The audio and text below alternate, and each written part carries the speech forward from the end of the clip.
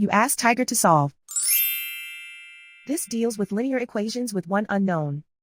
The final result is q equals 17. Let's solve it step by step.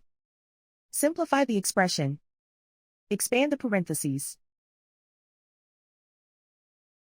Simplify the arithmetic. Group all constants on the right side of the equation. Subtract 32 from both sides. Simplify the arithmetic.